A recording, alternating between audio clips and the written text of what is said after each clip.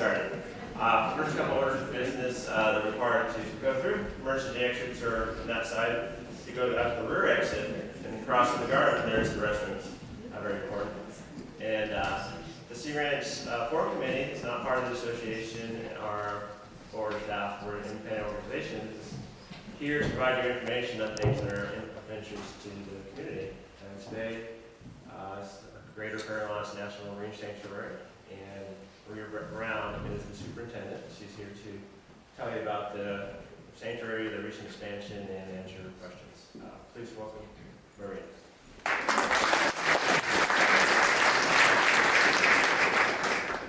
I'm a little short, so if you have trouble hearing me, let me know. I'm going to stand on the side instead of behind because you might lose me. And I can always carry the microphone also if you can't hear me, so feel free to speak up. I'm very excited to be here today. Thank you. And thank you for coming in on such a wonderful day. It's so beautiful outside. Really appreciate that you're interested to come hear more about the Greater Farallones National Marine Sanctuary. Oh, and then for advancing, do I have a remote or should I go up to the computer? Where did Aaron go? Do you have it?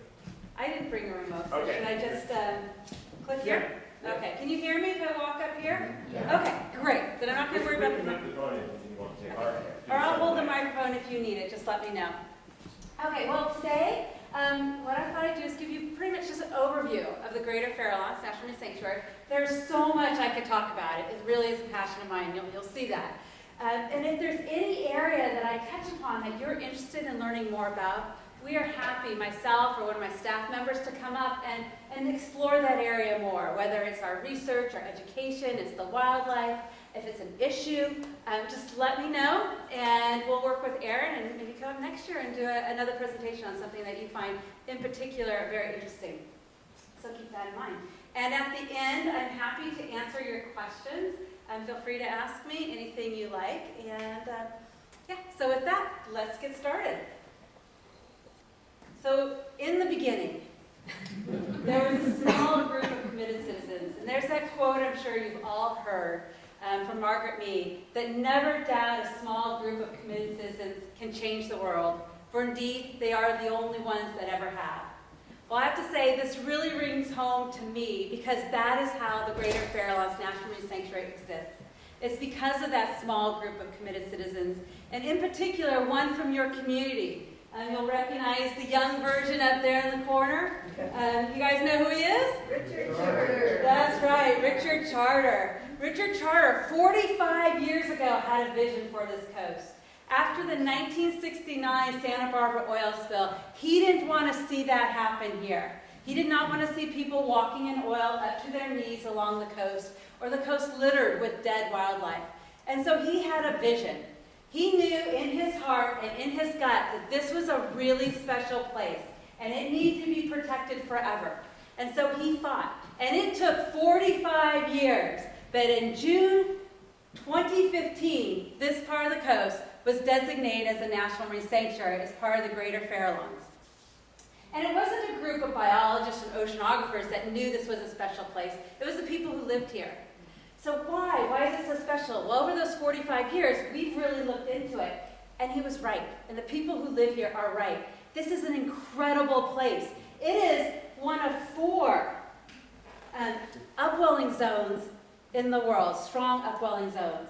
There's no place else on Earth like this. Of those 4 major upwelling zones, Dr. John Largier thinks this is the most productive of them all.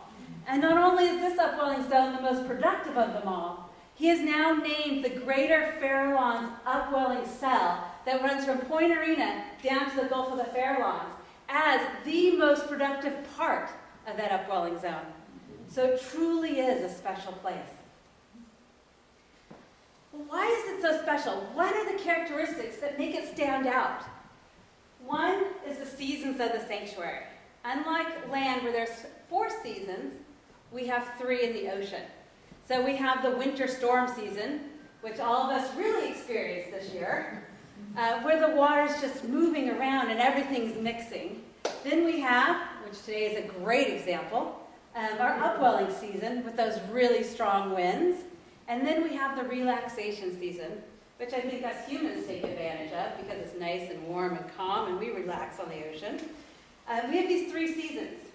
And in particular, it's that upwelling season here that makes this place special. It's that really strong wind that we get right off of Point Arena.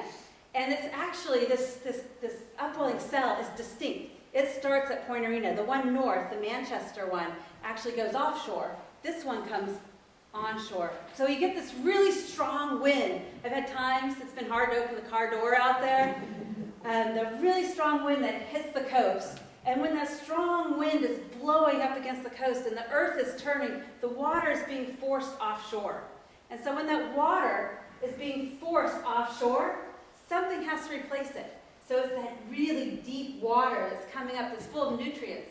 Everything that has died or ran into the ocean has floated down to the very bottom, and it's now brought up to the surface. So it's just full of nutrients. The ocean has been fertilized.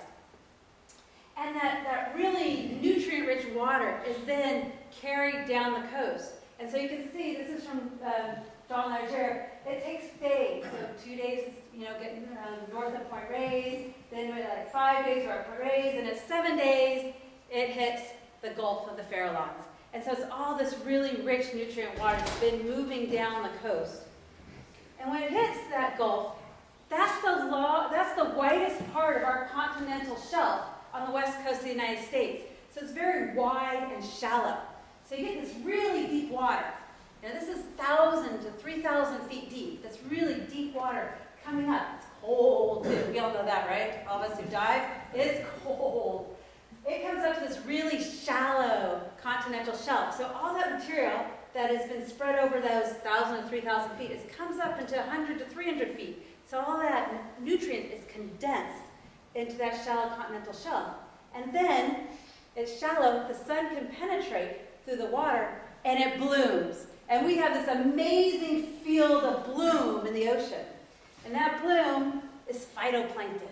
It's the microscopic plant life, algae that's growing out there. And what likes to eat the little microscopic plant life? What do you think? I know you guys know. It's everything. Oh, I went too fast. Go the right direction. You're getting to see it all too soon. Close your eyes. Close your eyes. There we go.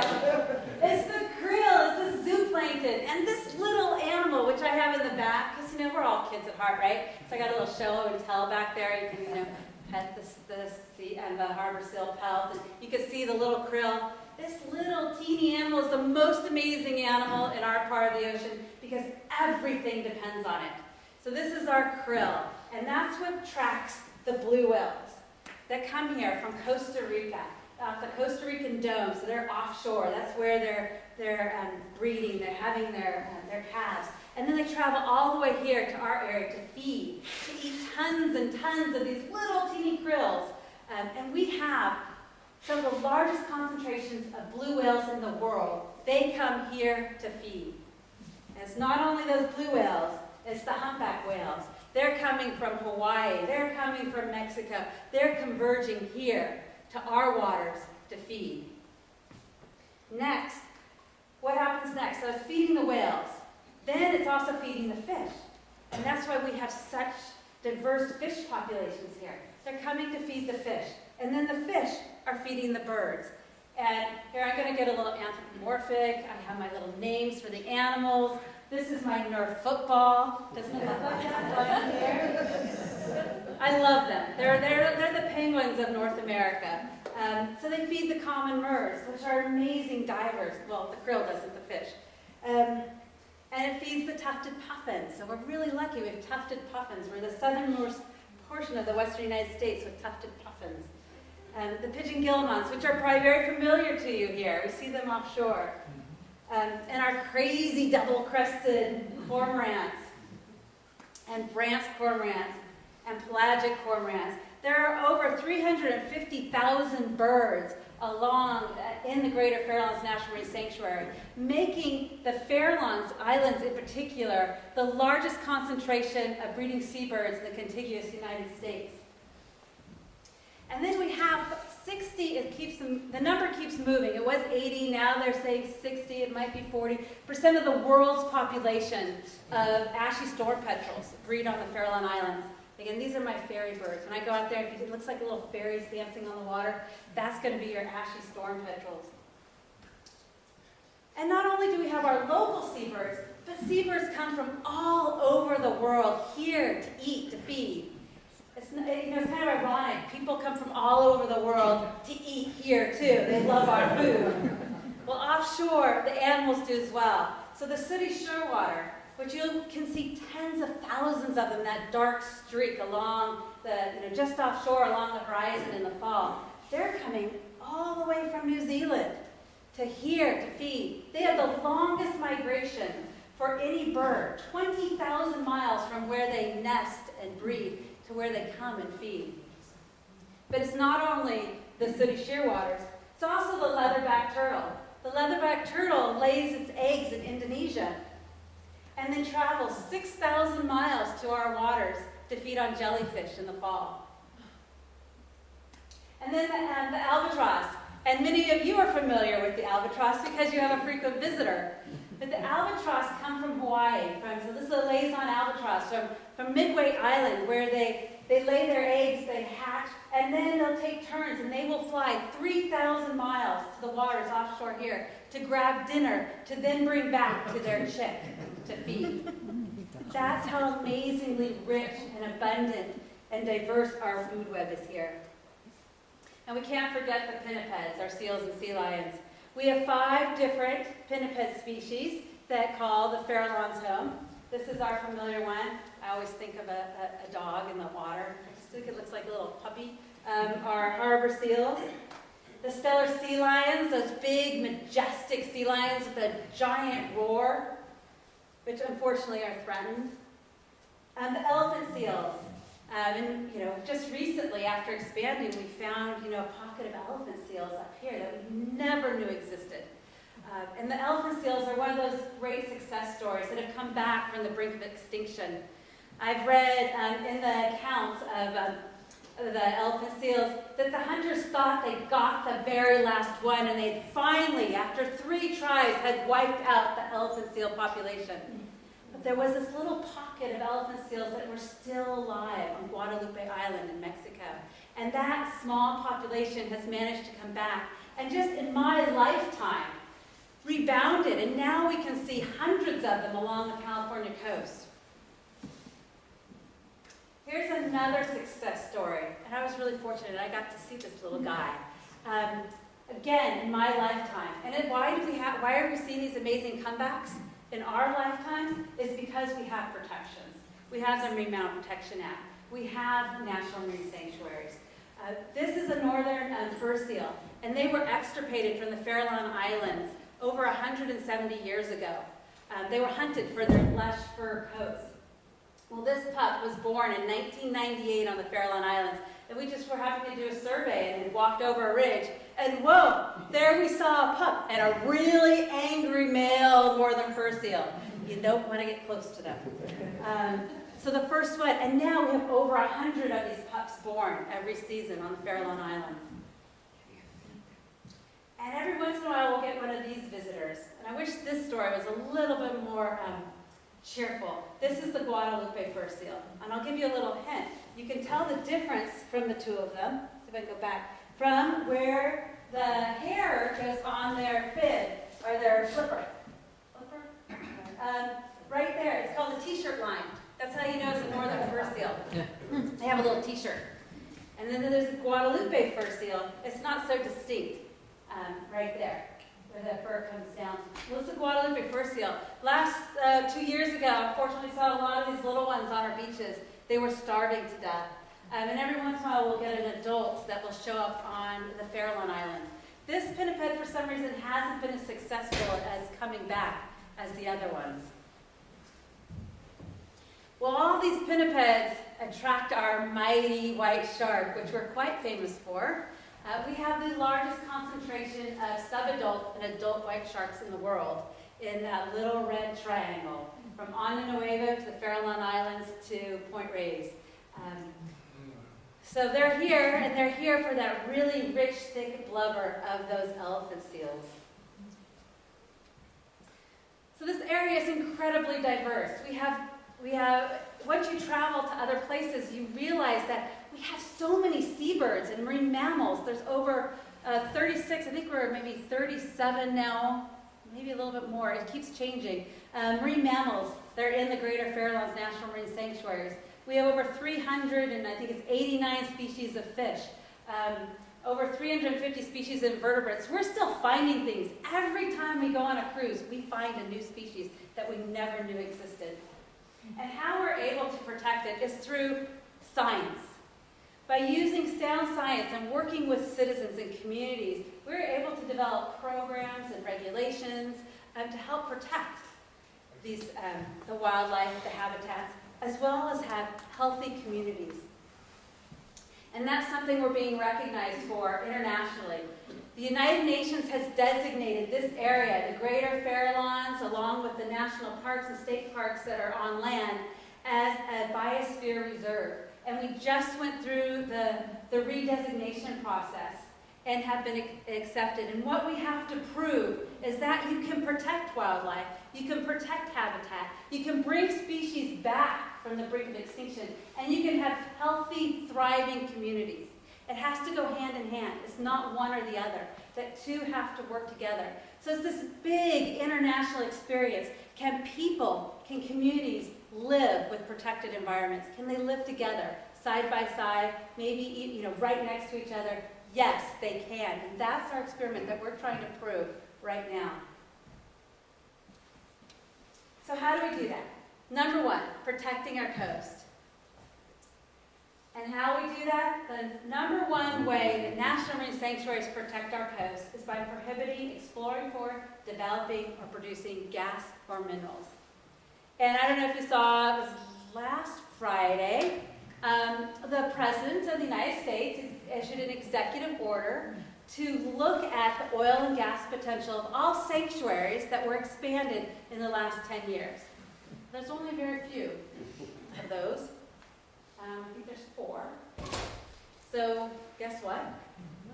We're one of them right here. So it's specifically targeted to us as one of those to look at, do we have oil and gas here, and what is that oil and gas potential? And we have 180 days to look at and review this. Actually, it's the Secretary of Interior has 180 days to review this to see if there's oil and gas potential in the sanctuary here. The one thing, I actually really do love our government because our forefathers had such thought. There's so many checks and balances in place. And a sanctuary can only be changed in the manner in which it was created. So we went to the public, we went to you and asked you, do you want a sanctuary here? What do you want your regulations to be? And we went through that public process. So if they decide there is significant oil and gas potential in the expanded part of the sanctuary, we would have to go through that process again. We would need to come to you, to the community, and say, there is this much oil and gas potential. Should we roll back the sanctuary? Should we allow oil and gas development? So it will be up to you and your voice to determine the future of this area. The sanctuary also prohibits discharge from outside the sanctuary that enters the sanctuary. And this is the part of our regulation we use for a lot of the oil spills that have happened down in the San Francisco area. When I first started, okay, I'm going to age myself now. I started 21 years ago. For the first 10 years that I worked for the National Marine Sanctuary Program, every other year we had a major oil event. When the sanctuary was established, we had some of the oiliest beaches in the world. We have now, it was at our 25th anniversary of the sanctuary. We were established in 1981. 25 years later, we have some of the cleanest beaches in the world. And it's partly because of our regulations, that if someone's going to spill oil and it comes into the sanctuary, when it goes to the courts or to settlement, it's the Sanctuaries Act that's brought in for those fines in that settlement. And we get money to repair, to restore the affected environment and species. And so we have a really strong emergency response program. These are actual pictures from our beaches and the wildlife that have been oiled. So we are one of the first responders. We're in there in the incident command, and we're making sure that when they leave, that the beaches are left as clean as they were before the oil spill happened. That's one of our big roles in oil spill response. And then we also have a cadre of citizen scientists. And there's some of you in the room here today that you're the reason why we're able to get some of the largest settlements ever in the United States for oil spills. Deepwater Horizon did surpass our settlements. But before that, we had the largest. And the reason why is because we had information. We had data. The Beach Watch volunteers collecting data every 4 weeks, some beaches every 2 weeks. We know what level of oil is on those beaches. And I've been face to face with, someone who's the oil whisperer, who's telling me, oh, that's normal. You normally see that much oil on the beach. And I've been in the command center saying, I have data. I have 15 years worth of data that says, no, we don't have that much oil on the beach. Our beaches are clean. We also, for the first time, have evidence of animals that are oiled, because before no one collected those oiled wildlife. We do. So we have evidence, and we can make an estimate, we have models. If we collect so much wildlife, that means this many times more were actually affected. And we're able to do that because of our Beach Watch volunteers. And if you're not a volunteer, and you're motivated now, you really want to get engaged and do this, I have flyers in the back, because we will be recruiting for more volunteers this fall. I have to warn you, it's addictive. Once you're a volunteer, many people don't leave. So we rarely offer trainings. We have an 85% retention rate. So that means 85% of our volunteers stay with the program. They never leave. Just warning you, it's a little bit addictive, but it's a lot of fun and rewarding. So as I mentioned, we're bringing back wildlife. The settlement monies we got from oil spills, we use that to work with our partner agencies to bring back the affected wildlife.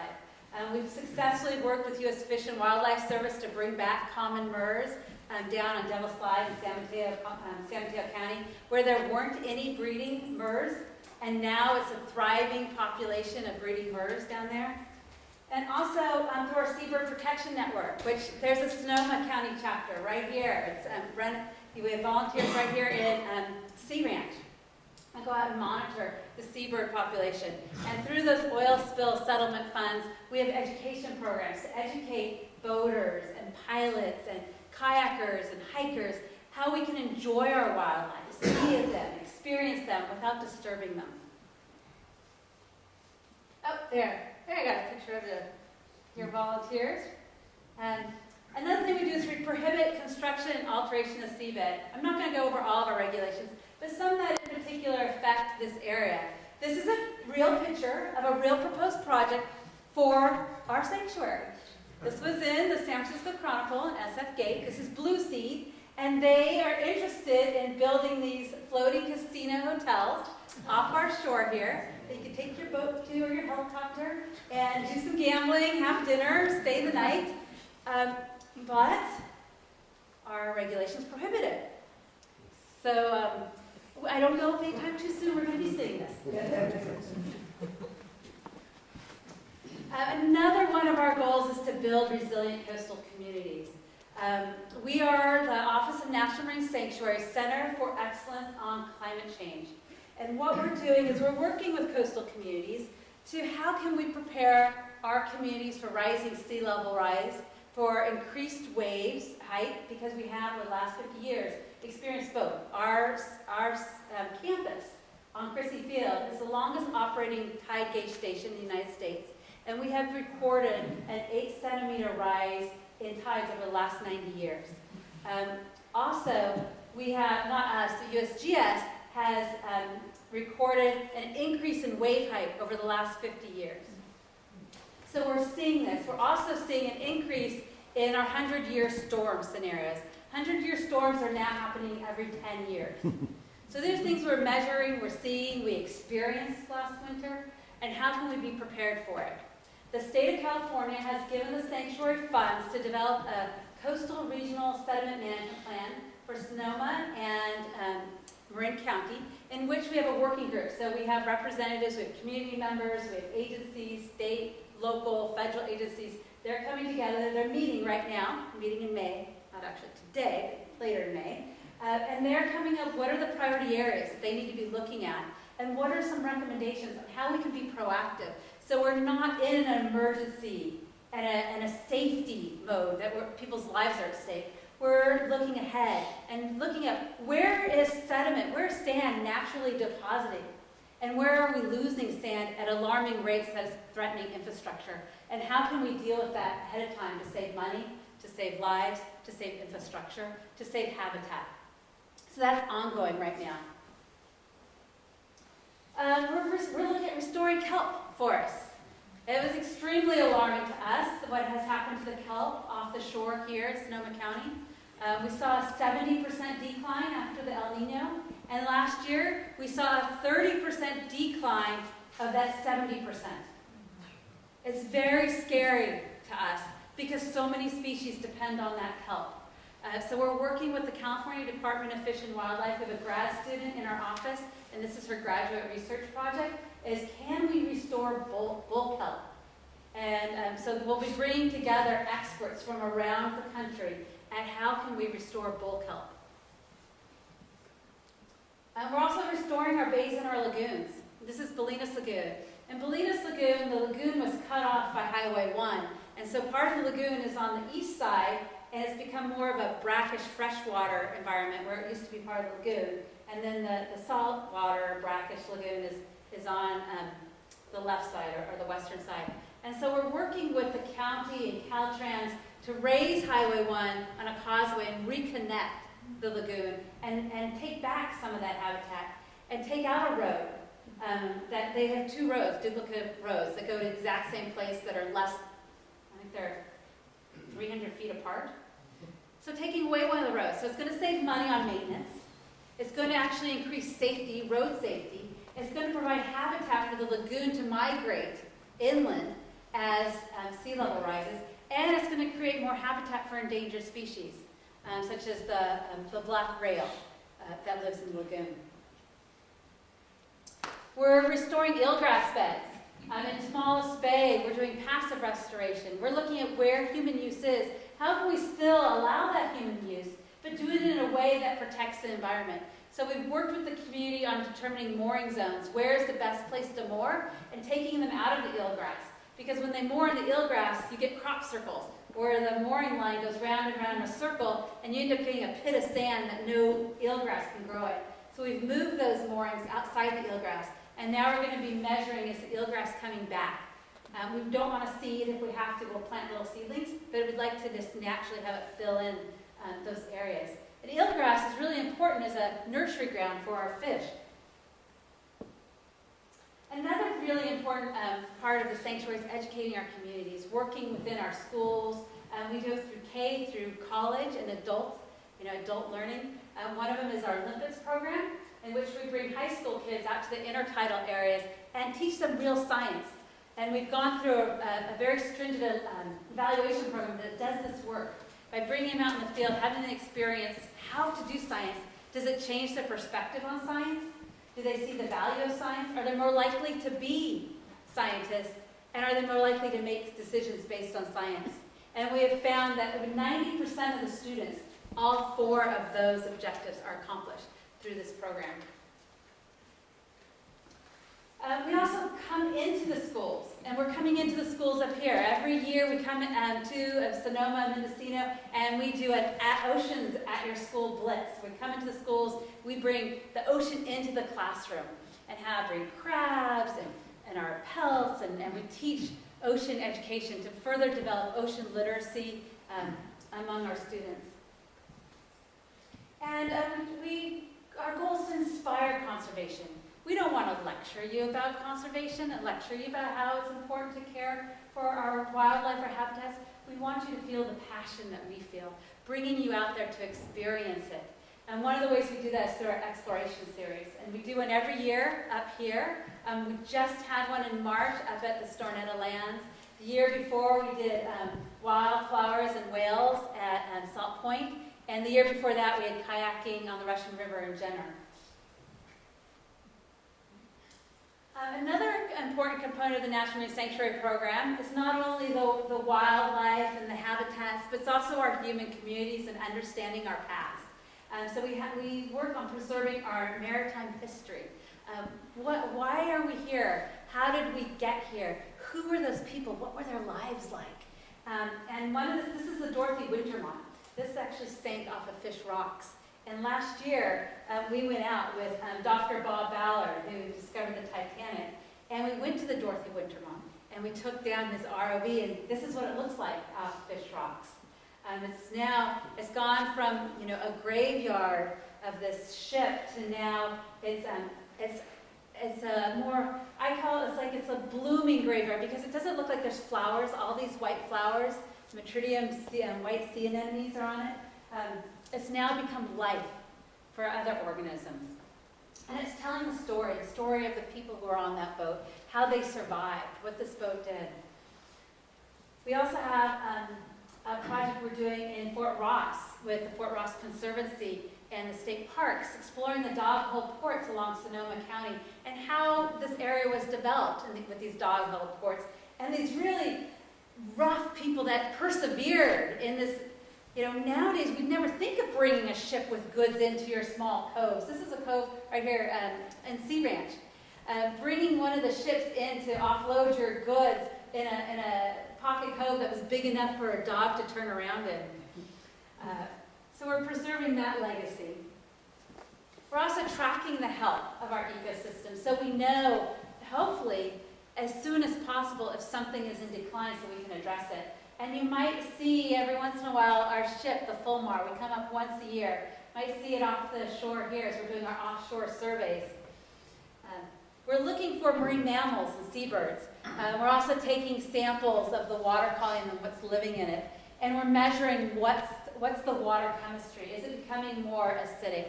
And what's the salinity? And Jamie Hall, who's here in the back, he's one of our observers on these access cruises. And we do it in partnership with Point Blue and Cordell Bank. And this is the Bob Ballard's boat, the Nautilus, that we were on last summer. And we'll be back this summer. And what was so exciting about going on this is we went, it's kind of like being in outer space, but on Earth. We went to where no one had ever gone before. We went to Point Arena Canyon. No one had ever seen it. We had no idea what we were going to find. And we went to the very, very bottom of it. And at the very bottom, we saw blobfish, which are actually kind of cute. But they're like this big, round blob. They're gray with a little tail. And the reason they're called blobfish is because they're so deep. When you bring them up on board the ship, they just kind of melt into a big blob. But we saw blobfish guarding their light pink eggs. It looks like a little garden of pink flowers. And then, off to the side, usually underneath the rock, you'd see a purple octopus lurking around. And you knew what they were going after for dinner. But you know what? Point Arena Canyon has bamboo coral forests. We had no idea. These are some of the coral forests we saw down on Arena Canyon. And we're hoping to come back again this summer to further explore the canyon. Well, how do we do it all? It started with that small group of committed citizens, actually right here. You're at the epicenter of the greater Farallones National Marine Sanctuary and how we came to be. And how do we continue and how do we persevere and make sure this area is protected and that communities are thriving and healthy next to healthy ocean environments is by working together. And one of the key ways we work together is through our Sanctuary Advisory Council. And our Sanctuary Advisory Council is composed of members of the community. We have public at large. Richard Keene, he was a member from the Sonoma, Mendocino County area. Now we have C. Higgins. She's from Bodega Bay, a surf rider. She's now your representative. Feel free to contact her. If you have any concerns, she can bring them to our advisory council. We have commercial fishermen, we have recreational fishermen, we have Cal Academy of Science, we have professors, we have environmental groups. Richard Charter is on it. He was on it in the very beginning and he's still there as a conservation representative.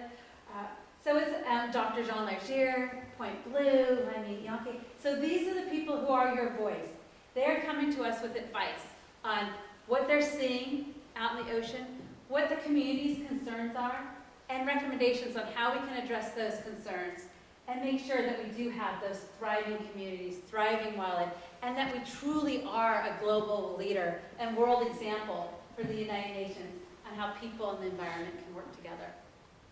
So if you're interested, we're still looking for one more spot for Sonoma and Mendocino County, public at large, for an alternate to C. So we'll be working with C. Higgins to make sure your voice is heard and that we know what you're concerned about, what you're interested in, and what you'd like to see the sanctuary be working on. So with that, I'd like to invite you to join us. There's multiple ways you can join the sanctuary. You can sign up, and I forgot my sign-up sheet, so I apologize. You can sign up for, we have a nonprofit partner, the Greater Farralones Association, and in the back we have Manon Bays, one of the board members, and she's here. And you can speak with Manon if you're interested in serving on the board. Margaret Lundgren was on the board representing this area. She had to, because of family matters, she had to step down. So we're looking for a board member for this area. They are our fundraising arm. They also do programs for the work in conjunction with the sanctuary. And they have a lot of education. They do the newsletters. So if you're interested in learning more, please speak to Manon, and I will get Erin some information if you'd like to sign up for their newsletter. You can participate and to get into your sanctuary day. It's just a lot of fun. It's a day in August in which you go into the sanctuary and you post it. You post it, wherever you can. If you're on, I actually am not very good at these social media sites, but if you're on Facebook or Twitter or Instagram, it's posting it, getting it out there that you're in your sanctuary. You can volunteer for the Beach Watch program, which the information's in the back. You can join the board, which I mentioned. You can report wildlife disturbances.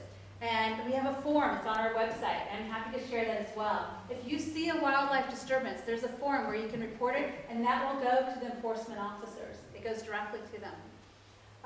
You can represent on our advisory council, and you can spread the word to others about the sanctuary. So I invite you all to join us, join the sanctuary, let your voice be heard, and together let's serve as an example for the rest of the world. So thank you very much.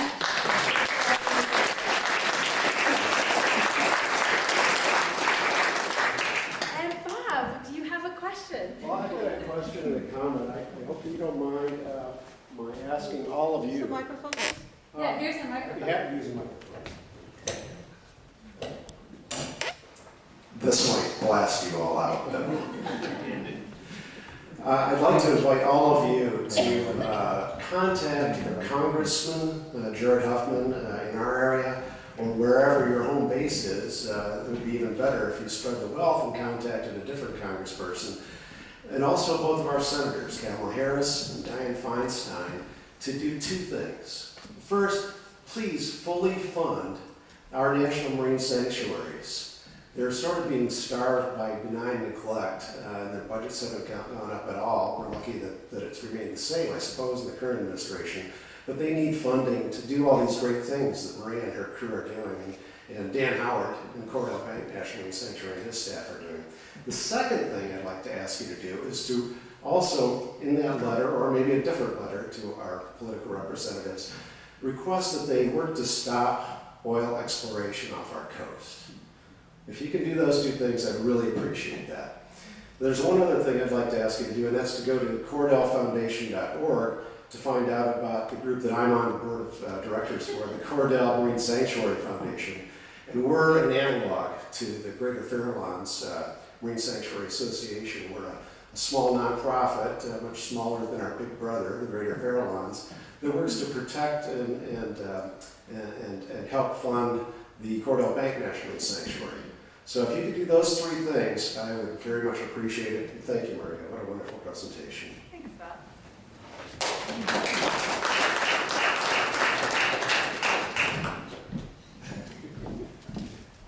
And Bob, I think you got John as your counterpart at the Greater Farallones. Can you all hear me without a microphone? No. Okay. Wow, that's a first. Hi, my name is Manal Bays, and it's a pleasure to be here. It's an actual honor, and I really appreciate you all taking your time out to listen to what's going on here, because it's your community. I'm on the board, and I really consider us colleagues because it's important. It really is just important.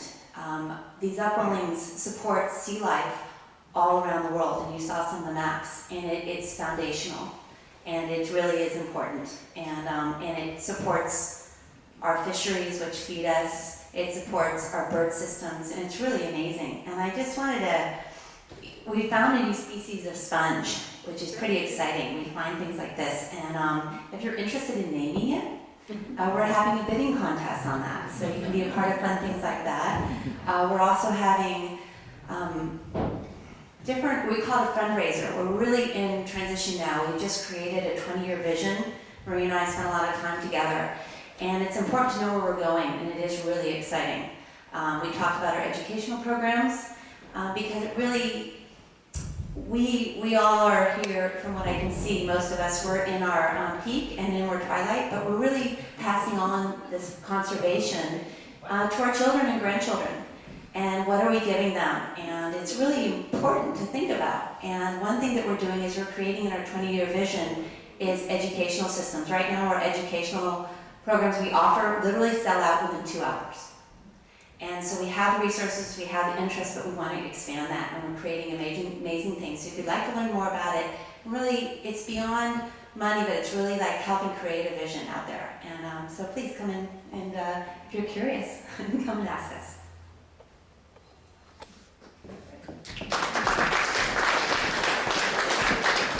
I forgot to mention, when we were out here last summer, we found 2 new species of sponges. So, yeah, if you want one named after you, there's an opportunity.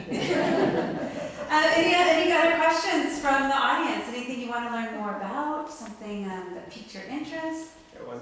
Yeah. On the wreck you showed us, I think it was the Wintermode. Yeah, Dorothy Wintermode. How long did it take once it sunk to get to that point as a reef? Oh, that's a really good question. I don't know. I'd have to look at it. It's on our website, but I don't know off the top of my head. And we wouldn't know how long it actually took for the animals to start growing on it, because it's the first time we've seen it. Okay. So that's one thing we want to look at with having this ROV technology, is start looking at these wrecks and finding out how they change over time.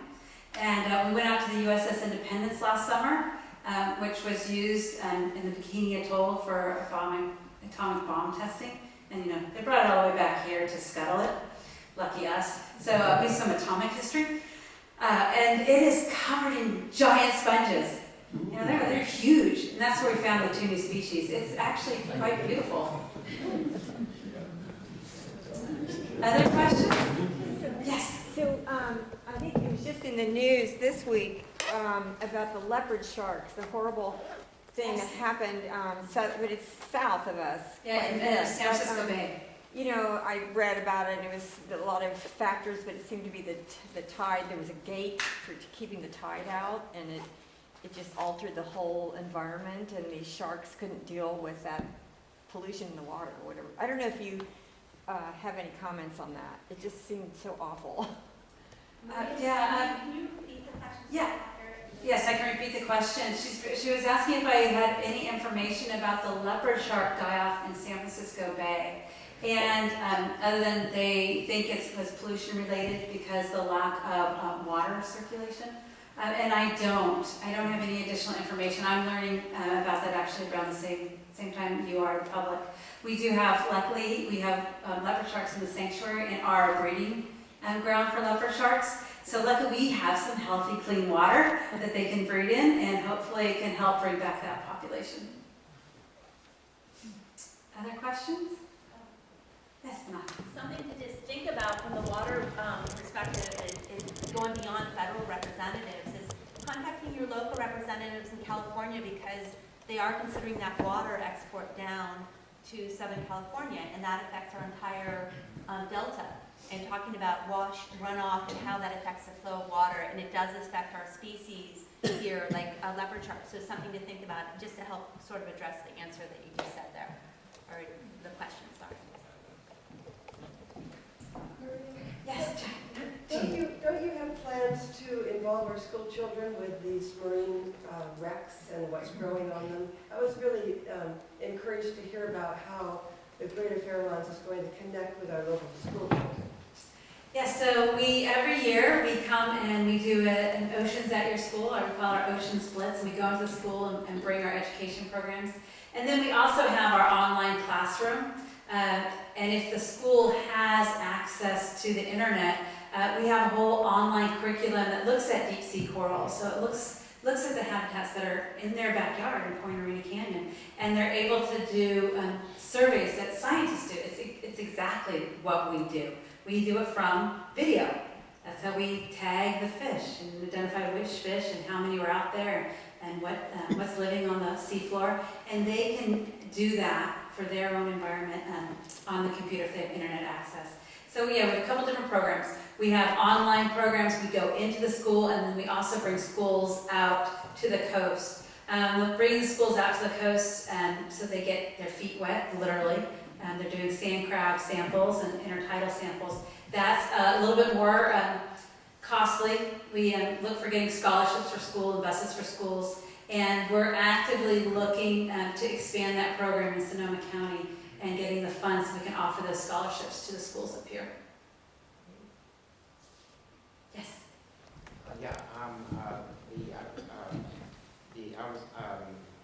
I became aware recently that the Cordell Bank seems to have been a reservoir for the sea stars that have survived the wasting disease. And I was wondering if you were aware of any other sea star reservoirs that might help bring the sea stars back, because as you know, that's been a big factor in the decline of kelp. It's a whole chain of things. Yes, it is a whole chain, and it's those purple urchins are Yeah, right. coming in and eating the kelp that got decimated with El Nino. The little teeny sprouts are getting eaten by the urchins. And one thing they're learning about urchins is urchins live a really long time, and they can be dormant for a really long time. So if there's no food, they just hibernate, and then when food becomes available, they wake up and eat. So it makes it very challenging.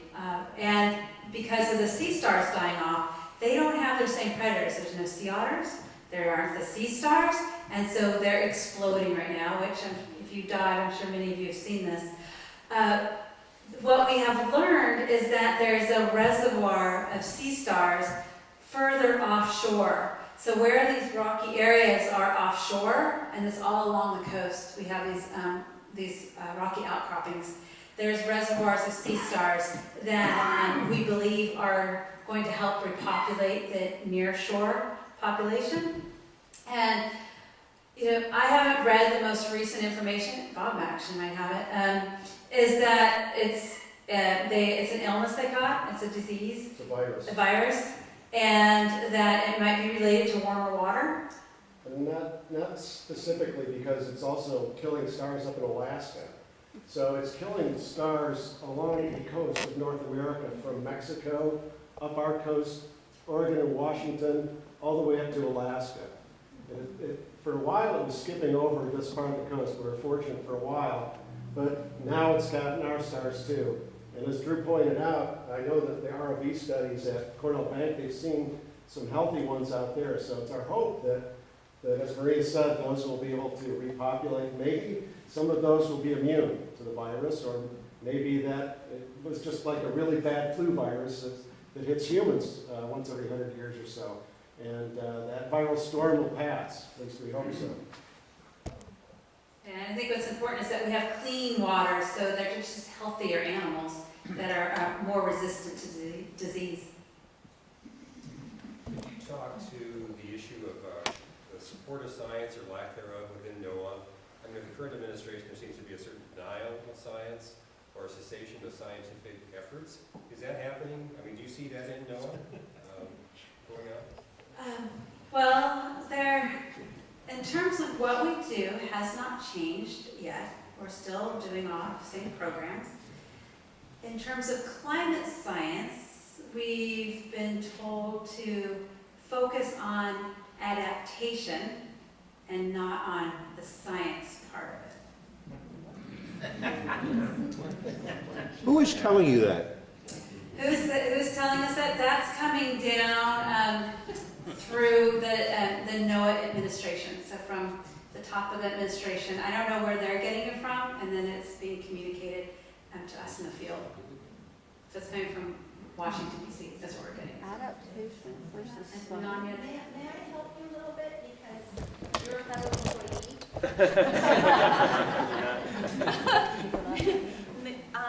Could you go speak in the microphone? Okay, yeah, absolutely. Is that okay, Maria? Okay, sorry.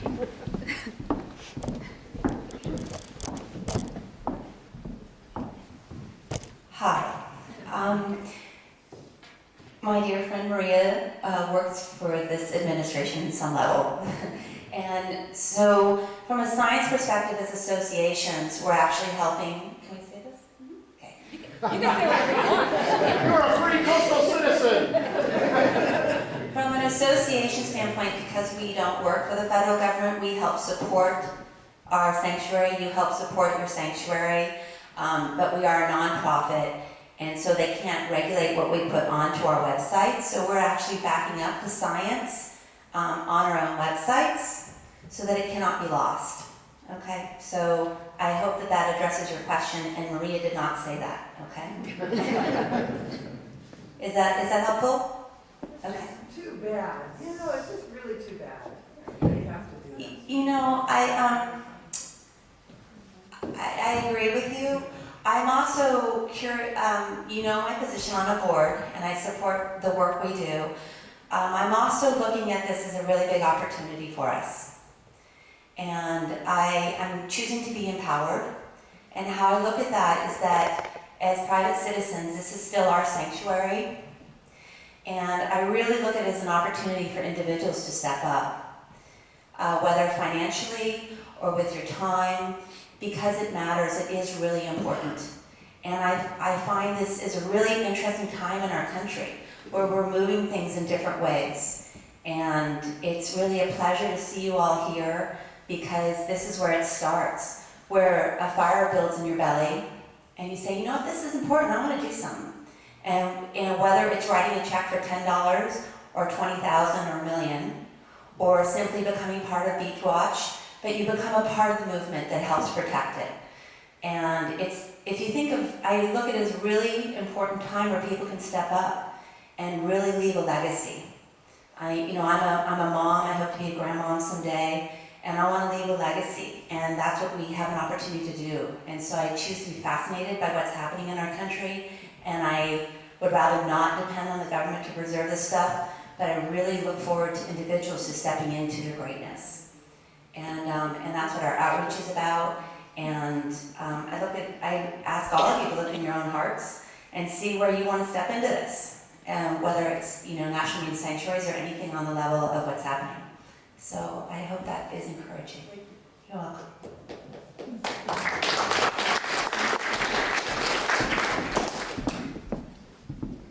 Yes. Does the sanctuary have any thoughts on reintroducing the sea otter? Does the sanctuary have any thoughts on reintroducing the sea otter? I know that's a politically charged question. Lighter than the last question. Not much. So, have we discussed that? No. Have we had a lecture on that, a public lecture? Yes. In which we had a USGS sea otter researcher come and talk to us about sea otters and their role in ecosystems and how they may affect the habitat, in particular how they could affect abalone and how they could affect kelp. And it was very interesting because what they found on San Miguel Island is where they reintroduced the sea otter, the abalone came back. So it was very interesting. Right now our focus is on restoring the kelp, and we'll bring experts together to figure out how best to do that, and we'll let it play out from there. And whatever we do is always public. I'm from the government. Everything I do is public. So you will have an opportunity to participate and to provide your input on any of these programs that we may move forward with. Yes? I'm just wondering if the die-off of the kelp is affecting any other species, such as mussels. We haven't looked, the graduate student that's working with us hasn't looked at mussels, but she has looked at fish. And she's documenting the change in the numbers and composition of fish in the subtidal area where the kelp are. Because I've noticed there's no mussels where it used to be on the rocks around the beach. Interesting, I will bring that back, and maybe she'll add that to her research. Yes? The sea otters feed on the urchins. Yes, and that is why the kelp came back at San Miguel Island, is because they fed on the urchins and kept the urchin population under control. Is there still a fishery for urchins in the sanctuary area? There is a fishery for urchins. I am not up to speed on the latest status of it. I know it was a thriving business. Then there was a crash. It was more of an economic crash in the urchin fisheries because of the Japanese market wanted a different quality of urchin, and there were more competition at one point. Any other questions? Yes. We're, first of all, delighted with the northern expansion of the sanctuary. Great, But thank I would you. note that it's a long way from Alden Creek to Chrissy Field. Yes. I wonder if you have any plans to provide some full-time presence on the North Coast. We would love to. We would love to have a satellite office with a local staff person, someone from the community that knows the community. That has been in our budget requests since 2015. And I think what we're waiting for is for Congress to increase our budget.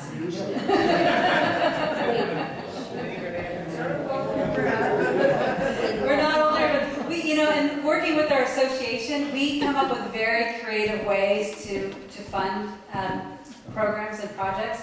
And that's just another way that, if you're really interested in something happening in your community, that you can have it happen more quickly than just relying on the federal government. We actually didn't plan this to be the Maria Manon show. I'm sorry. No.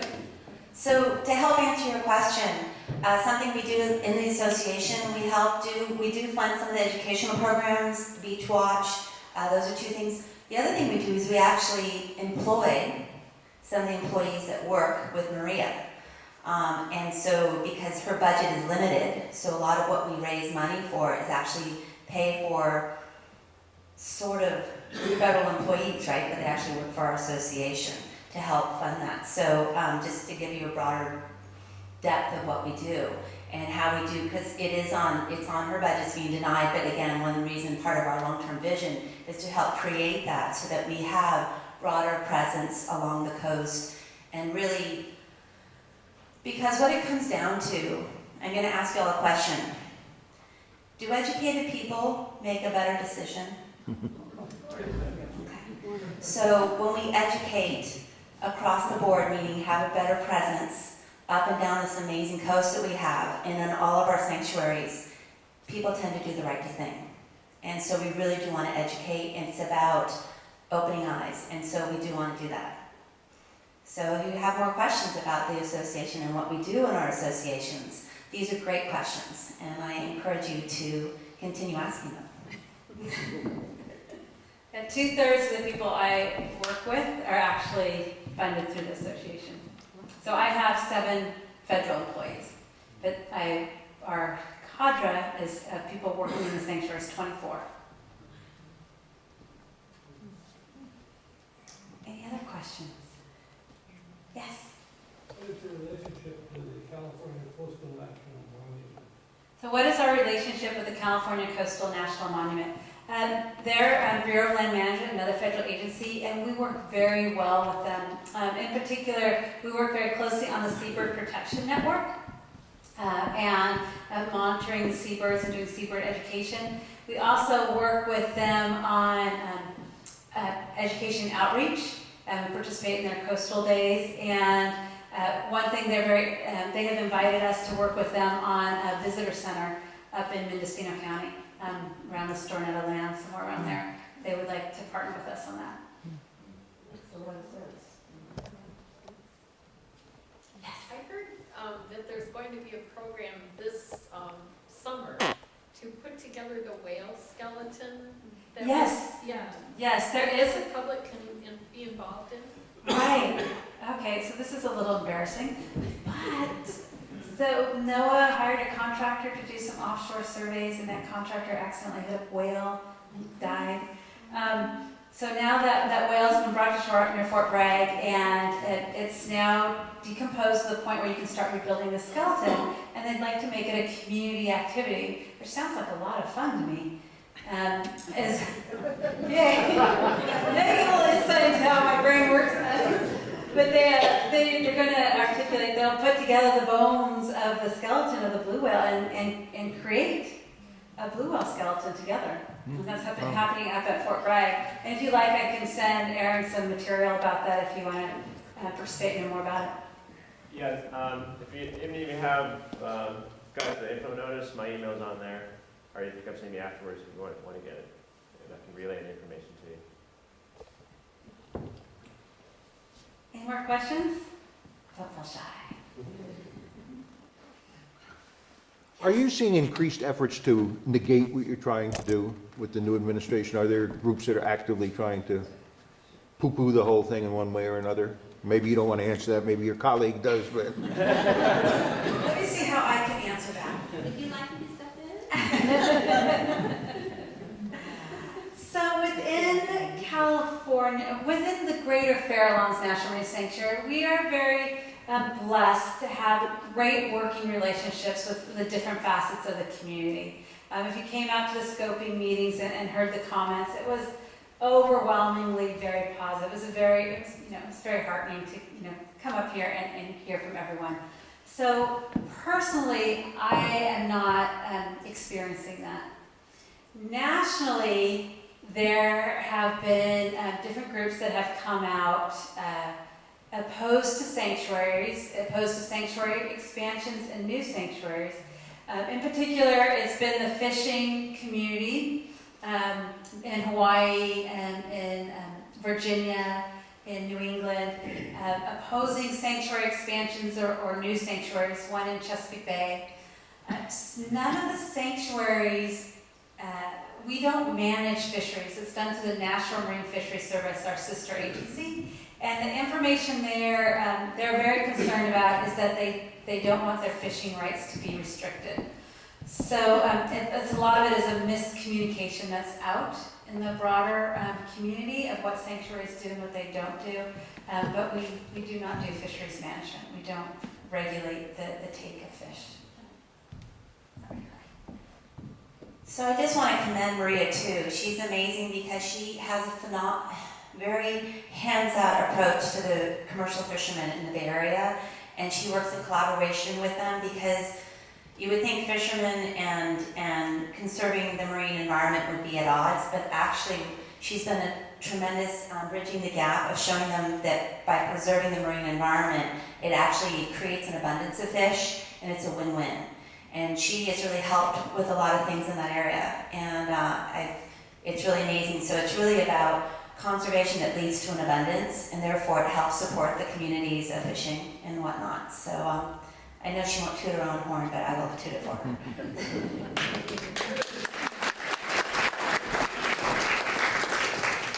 So that's been the most vocal community I think we've heard from nationally. Not the oil industry or something like that? We haven't heard directly from the oil industry, but we do have our executive order that is requiring us to look at oil development. Who will actually be doing the looking? The Secretary of Interior has been charged with looking into sanctuaries, which we're under the Department of Commerce. So our boss is the Secretary of Commerce. And the Secretary of Interior is supposed to be doing that. He's the one in charge, and that's because of BOEM, Bureau of Ocean Energy Management, who now regulates oil extraction. So I think that's why he's put in charge. And then he's supposed to do that in partnership with the Secretary of Interior, Secretary of Defense, and Secretary of Homeland Security. So it's an interesting combination. Do you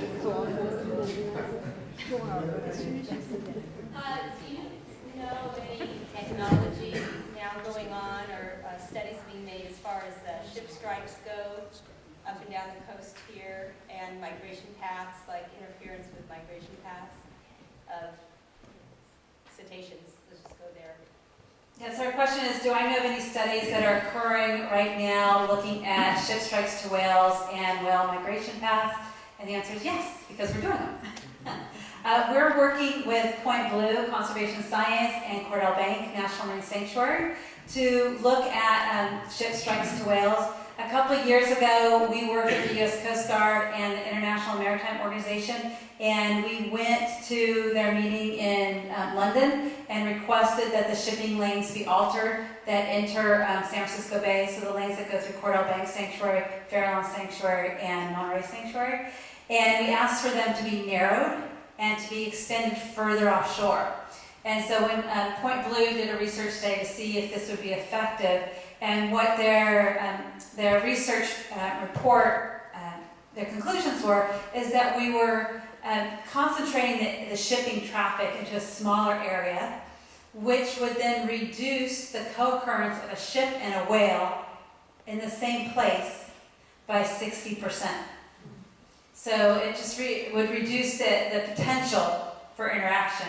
And by extending the shipping lane off the continental slope, so past into that really deep water, the blue whales feed, when I had that picture where you saw that the continental shelf just dropped down. That's kind of exaggerated, it doesn't go like this, it kind of slopes down. But anyway, at that slope is where the krill are coming up, and they seem to concentrate many times, not always, but many times right there on that edge. And so that's where the blue whales will concentrate. Little side story. I was out on a boat and I saw 20 of them around my boat at one time, right there. So it's pretty amazing. And you'll see lots of birds there. So that's where they concentrate. And so the shipping lanes ended before the slope break. And so they fan out. So they'd be going in all different directions. And by extending the lane over the shelf, all of a sudden they have to come together and be in one location instead of multiple locations.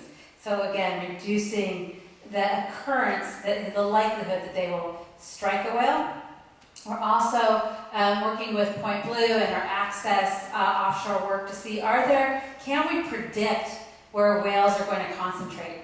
It's very difficult because their food moves, but we're starting with enough years of data being able to figure out where they tend to concentrate along in the sanctuary. And so we're looking, do those concentration areas overlap with the shipping lanes? And so we may have to go back to the IMO to modify those lanes. We're also looking at, are there other ways we can reduce lethality, how lethal if there is a ship strike to occur? And one of the papers have said if ships slow down to a certain speed, it gives potentially the whale more time to get out of the way, as well as they may injure a whale, but it won't kill a whale. So we're looking at that as well. And we have a voluntary ship speed reduction that went into effect May 1st and goes through November 15th, where we're requesting all ships to speed to 10 knots once they enter the shipping lanes, because that's within that speed that will still injure a whale, but it's less likely to actually kill the whale. So we're doing that. And we're measuring the cooperation with that request. Thank you. Yes? Can you talk a little bit about the seabird populations and how either extremes of population rebounding or die-offs? We had some issues with birds and some other in San Francisco Bay that we were seeing, and I wanted to get it from your perspective. Yeah, I can tell you a little bit about that. And if there are any of these subjects you want to learn more about, we're happy to come to a whole whales and ship strikes or a whole seabird, because there's lots of complexities. So I will give you the 10,000 foot. Yes, exactly. So our Beach Watch program has been measuring birds, observing birds along the coast, live and dead, for over 25 years. Is it 25 years? think it's 25 years. I was the second class, so that means I've actually been working there more than 21 years. We have, it's a good set of data, 25 years worth of data. And it was not last year. Last year we didn't see a big die-off, but the year before. So 2016 wasn't too bad. 2015 and 2014, we saw the highest numbers of dead birds on our beaches in our 25 years of monitoring seabirds. What we saw, first it started with the Cass's auklet, and there was one beach we got a call that they had seen 1,000 of them dead on their beach. And then, so first it was the Cass and auklets. We saw this tremendous peak in dead birds, and then it was a year later we started seeing a peak in dead common murres. In the common murres, it was a lot of the young birds, and with the common murres, one of the hypotheses is that there was food and it was near shore, but it was too deep. Because the water was warm, the food was lower down in the colder water, and that the murre chicks hadn't developed the feathers to dive deep enough to get the food. So the adults were surviving, but the chicks were starving to death. With the Cassin's auklet, the 2 years prior, I think it was 2 years prior, Jamie in the back might remember this better than I do. So it was before 2014, so it would be like maybe 2012. They had a really big year where they double clutched. They had chicks twice. They nested twice, or laid an egg twice. They double clutched, and so they had. It was really strong. It was a couple of really strong years for these Cassin's auklets. So there were lots of them. And then when there was this big die-off, again, we think it was food related. It looked like they were starving to death, and because of that warm water. We had this warm water blob, you probably heard about that, was hanging offshore here, and it was just changing the oceanography of the region, and they were starving. What my seabird biologists tell me is, don't freak out. Oh my God, don't freak out, we'll watch this trend. Luckily, seabirds are a very long-lived species, and so an adult bird needs to have one successful adult chick in its lifetime in order to replace itself. So if they have 2 really bad years, the population can survive, because they breed 20 or more years. So they have multiple years to make sure they have a chick that survives. So we're watching it. I'm not going to freak out. And we're just going to follow and see what happens. And if there are things that we can do, if there are human changes we can make to help increase their survival. Any other questions? Yes. Do you have pictures of those sponges that you on your website? We do, actually. I would go to the Farralones Association website, because that's where they're at. And it's a glass sponge, so there's 2 new ones. And one you can name, the other one the taxonomist is naming, but one you can name, your name, whatever you want. I just want to know what they look like. The very special thing. If you don't want to name it, is there somebody you know who wants to do it? We're all community here. I heard somebody else. So they have glass spicules. So they're looks like fiberglass, little glass spicules. And this is what the taxonomist, he's so excited. He goes, you can put it in a blender and blend it up, and then the spicules will grow new sponges. And that these spicules are so amazing that, okay, I don't know this stuff well enough, but they're better than fiber optic cable in transferring light, right? Is that what fiber optic is? So they're better at transferring light than a man-made fiber optic cable. He's so excited about this new discovery.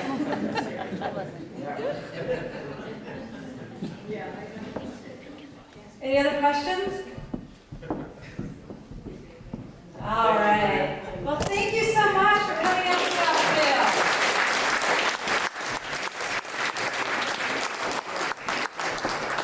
One quick announcement, the next forum will be June 17th, not the usual Saturday. It'll be the North Sonoma Coast Fire Protection Districts. It'll be on the 17th, so it's a Saturday, just not the normal Saturday.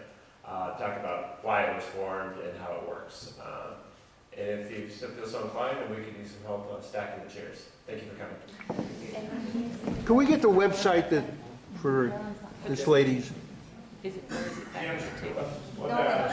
Oh, and Manon just wanted me to mention, if you want more information, you can go to our website up there or the nonprofit, which is farallones.org. So very similar. Farallones.org. That's 1RLL. And CordellFoundation.org.